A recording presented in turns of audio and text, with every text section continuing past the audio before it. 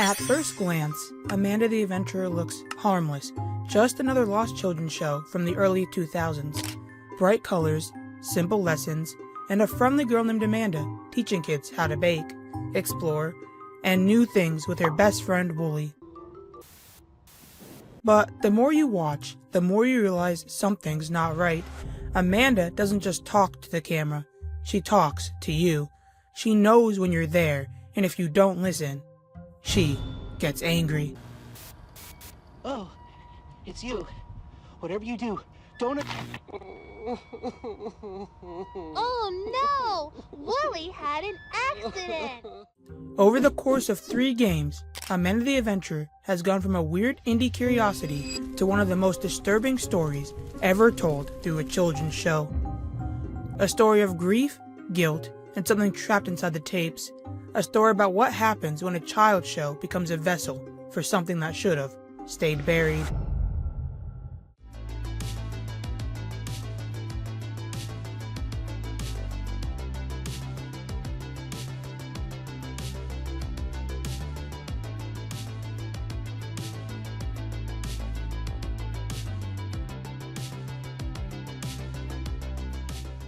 Today we're breaking down the entire timeline from the first mysterious tape to the final secrets in Amanda the Adventurer 3. It all begins with a woman named Riley. She arrives at her late Aunt Kate's home after receiving an unusual letter, a will, leaving her the property and its contents. But there's something strange about the message. It's written with urgency, a warning. Kate's note mentions a set of tapes. If you find them, there's no turning back. Strangely, however, Kate doesn't tell Riley not to watch the tapes. I mean, it's not like they're possessed, right? Kate's phrasing is also strange. Something I need to pass on to you. Almost as if, maybe, it was some kind of curse. But curiosity wins. It always does. Riley explores the house, uncovering an attic frozen in time, cluttered with toys, coded locks, and strange objects. On the dusty floor, a small TV sits connected to an old VCR. Nearby, the first tape awaits. She presses play, and Amanda smiles. Episode 1 begins like an ordinary children's show. Amanda greets the audience with an overly bright tone.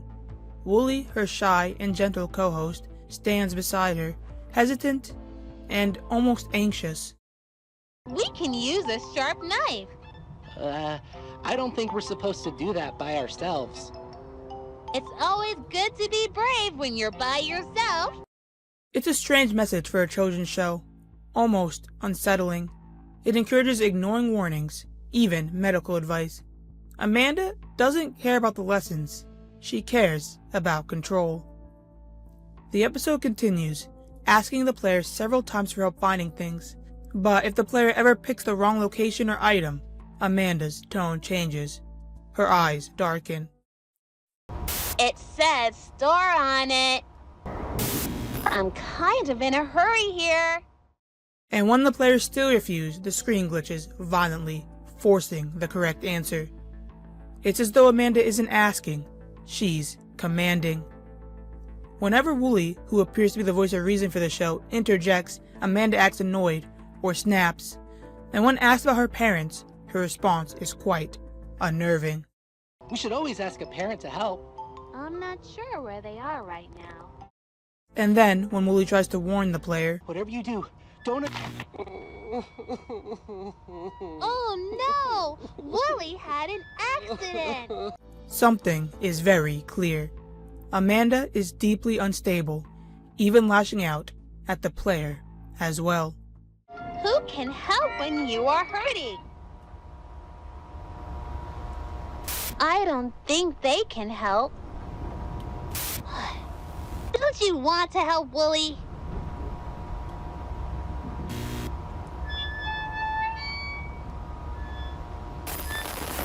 What? Are you even here? Try again! You're almost there! I'm wasting my time and I'm running out of patience. While exploring the attic, Riley uncovers more unsettling letters and news clippings. They mention a man named Sam Colton, a local icon, and his adopted daughter, Rebecca Colton, the supposed star of Amanda the Adventurer. At first, it seems innocent enough, but the deeper Riley reads, the darker it gets. Articles describe children vanishing, becoming obsessed with the show, glued to their screens, and reacting violently when parents try to turn the TV off, almost as if they were in some kind of trance. One newspaper even mentioned something stranger, an ancient Celtic realm being stolen. It makes no sense, but it's clear Kate was hunting something, and it was hunting her back. As Riley continues watching the tapes, she learns the truth. Her Aunt Kate actually knew Amanda. She worked with Hamlin, the company behind the show. No, I have to send this to my friend. Help me. Who does the package need to go to? Great work! Now we can send this to my friend. I hope she likes the cookies. In a tape called Everything Rots, Amanda begins to unravel, telling Riley she's rotting. That she's still out there somewhere. By the final tapes, she completely breaks.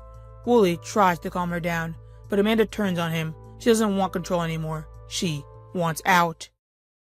We need to operate immediately on the patient's brain. What tool should we use to fix Wooly's head? The saw, the hammer, or the forceps? That might be helpful, but what else could we use? That looks hard to use, but I could try.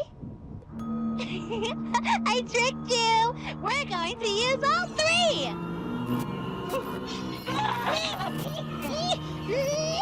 The patient is getting rowdy. I'll need a little help here. Help me! Please! So, who are you going to help?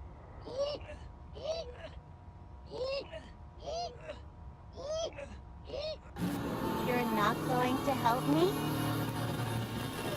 Fine, I can do this by myself. No way! Someone or something is trying to warn us of forces far greater than ourselves. The ending splits two ways. In one, Amanda's monstrous side finally attacks Riley, killing her. In the other, Riley turns around and sees a masked figure, and that's the canon ending.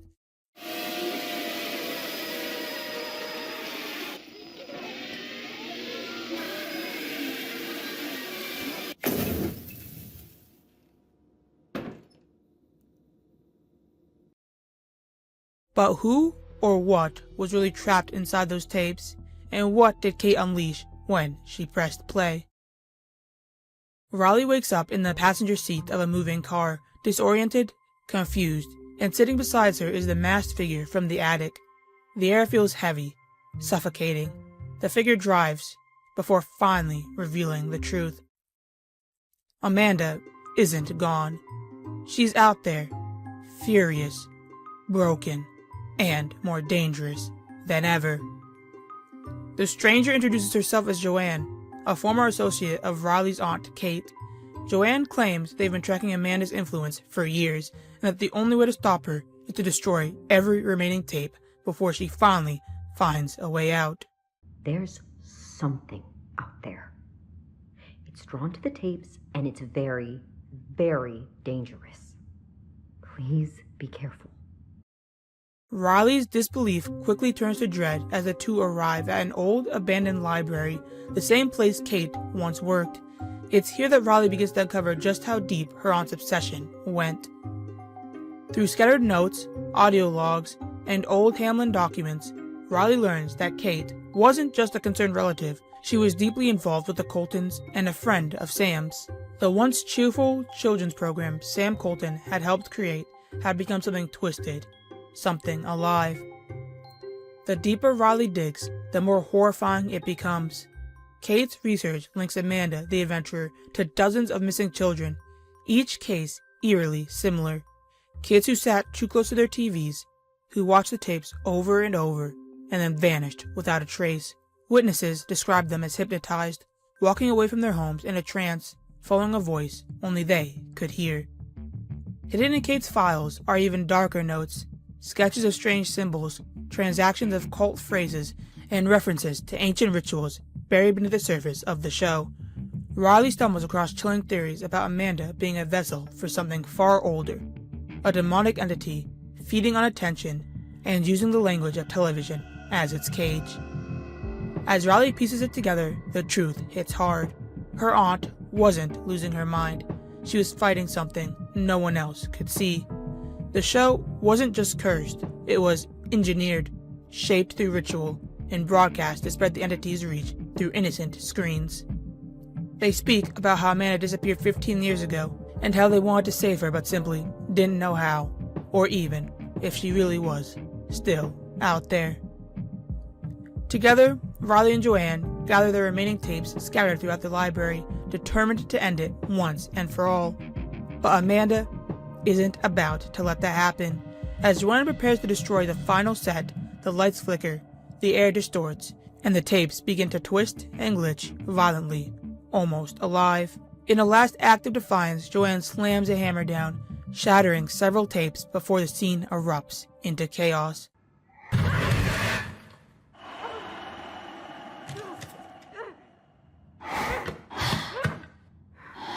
Riley, run.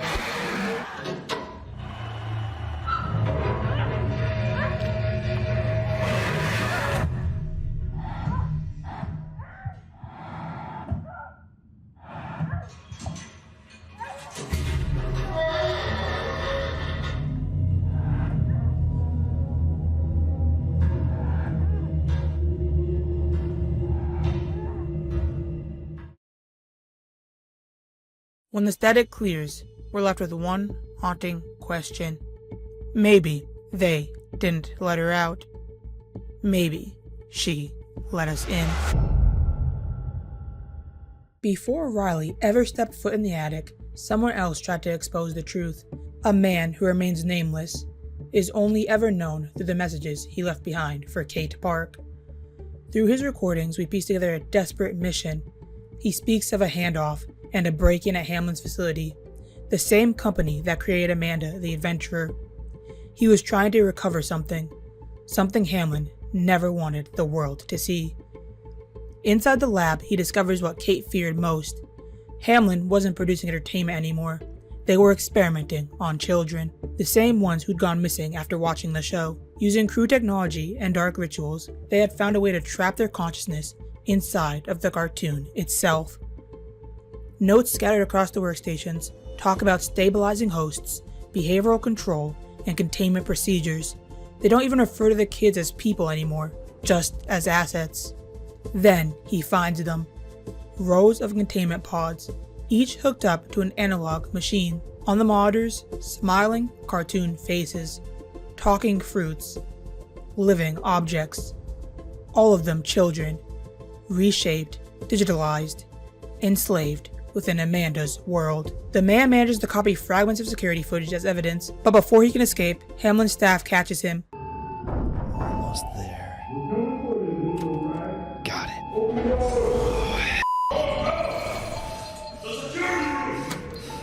Damn this place. Going down, huh? Just hold on, I can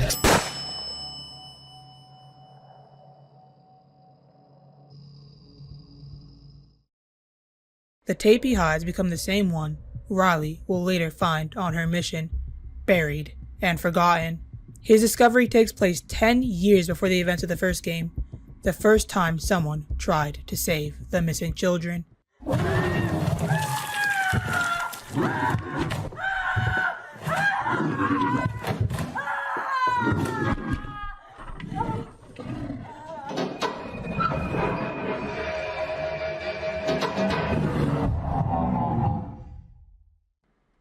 In the third installment of Amanda the Adventurer, Riley witnesses the horrifying death of Joanne Cook, torn apart by something that shouldn't exist, a warped, fleshy creature that moves like Wooly, Amanda's old companion. Only now, it's all wrong. In the lab, Riley finds one of the recovered tapes. When she plays it, Amanda appears.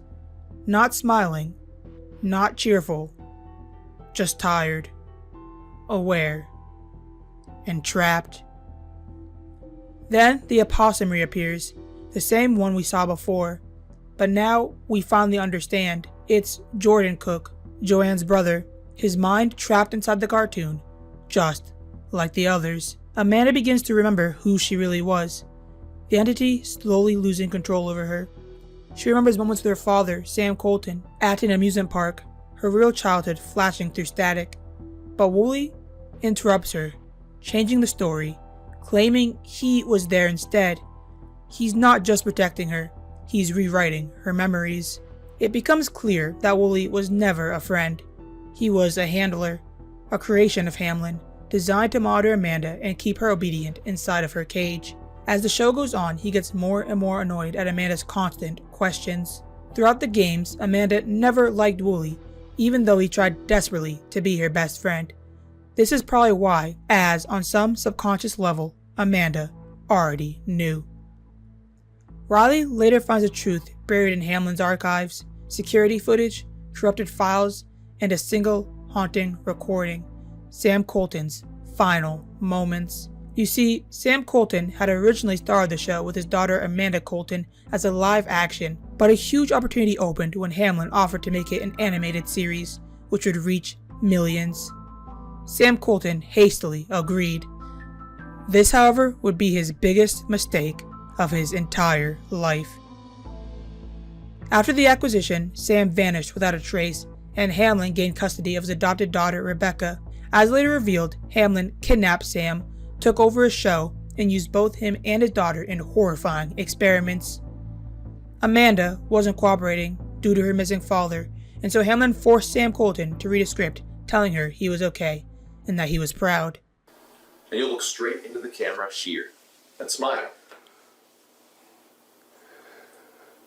If I do this, you'll let me see her? We'll have to get clearance for that. But let's just say doing this will improve your chances. You know you just can't keep me in here. I don't know what you're trying to achieve, but people are going to be looking. Okay, I'm all set. We can go ahead with your statement now.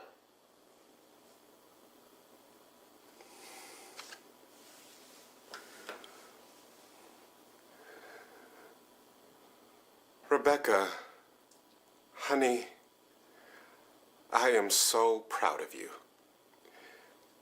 And I know that our friends are taking care of you while I'm away. You can... I'm not going to tell her she can trust you. You've got me locked up in here, and you want me to act like everything is okay? This is kidnapping. It's coercion. Just say what's on the paper, Mr. Cole. This is kidnapping. It's coercion. Mr. Cole, if you wish, one of my associates will gladly provide you with a copy of your signed contract. You agreed to this. I did not agree to lie to my daughter. Operation South Corridor. Go ahead. This is going to take some time. Mr. Colton isn't exactly cooperative today. But I got something. I'll bring over the tape for editing. And you've recorded all proceedings? Still running. Can you send someone down for the lockup protocol? Copy that. What's your authorization number? 543 Alpha Tango Alpha 6 7. Security escort will arrive in 90 seconds. You have clearance. Stop recording. All right, Mr. Colton. If this is how you're going to behave, we'll do what we can with what you gave us.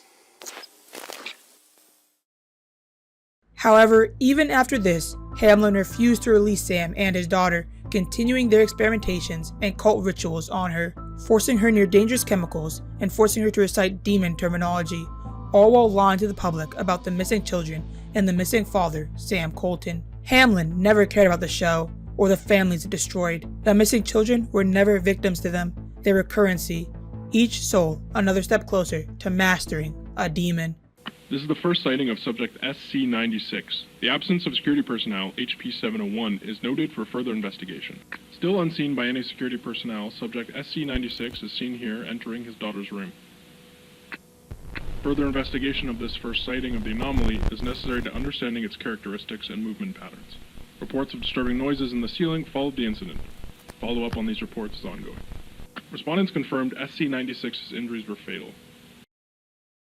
In one last desperate attempt, Sam Colton manages to break out of his locked room and look for his daughter, to hopefully flee this place once and for all. He makes it to her room undetected, and breathes a sigh of relief, finally reunited. But what he found wasn't Rebecca anymore. The experiments had gone too far. The merging of body and code, the tether between digital and physical, had twisted her into something inhumane. That moment, the exact second her transformation began, would later be known as the Colton Anomaly. Rebecca's mind shattered, her body twisting between worlds. And in the chaos, she did the unthinkable. She killed her father. Hamlin scientists labeled her Anomaly 01, studying her not with fear, but fascination. What they didn't realize was that they'd created their own destroyer. The Anomaly would one day be the reason Hamlin fell.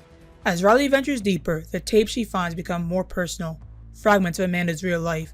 A day at the beach, her father's voice, a friend's laughter. Each memory shows us who Rebecca once was before Hamlin stole her childhood.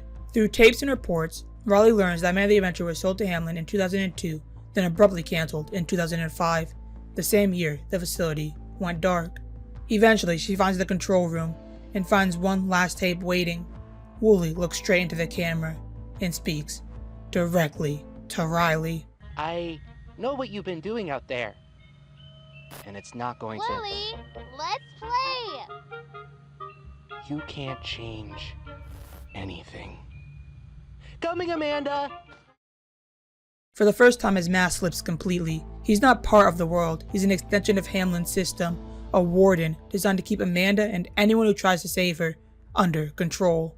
In prior tapes, Rebecca whispers a name again and again, Ba Lam. A demon of deceit, half human, half lamb. Wooly's true nature finally becomes clear. He isn't Amanda's friend. He's her captor, a wolf in sheep's clothing. Hi, In the end, Amanda is trapped, manipulated, and used to lure more victims, forced to make other children speak these names, continuing the cycle. Wooly's charm hides his corruption, making him the perfect face of evil, wrapped in innocence. The alarms blare, the facility enters lockdown, then chaos. The opossum collapses, dying inside the cartoon. His real-world pod flickers and goes dark.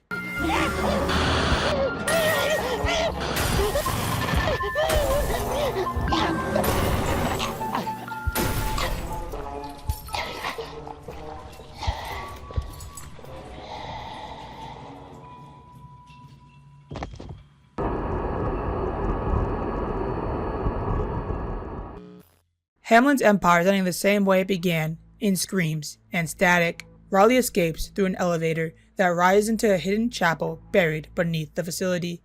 The walls are lined with murals, demonic figures, looping symbols, and the same runes that appeared in the tapes. Through recovered logs, she uncovers Hamlin's ultimate secret. The company was built on a cult. Their goal wasn't innovation, it was transcendence. They believed that through children's imaginations, they could open a dark world, a realm where thought and flesh could merge. To them, the kids weren't victims, they were sacrifices. Among the final recordings, one project name appears again and again, Project Shepherd. It was meant to control Rebecca's mutated form. One employee, Marcus Mootman, begged for approval, for purpose.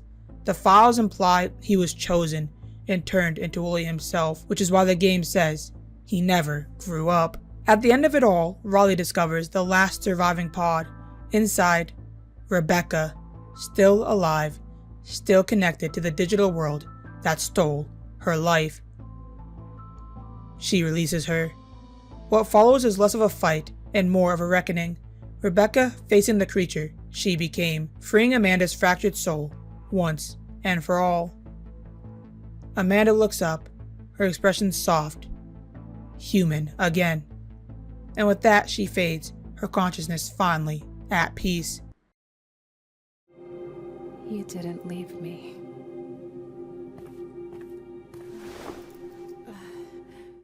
Hamlin's lab collapses around them, their cult long gone, their empire in ruins. Whether its members truly crossed into the dark world they worshipped, or were simply consumed by it, remains unknown.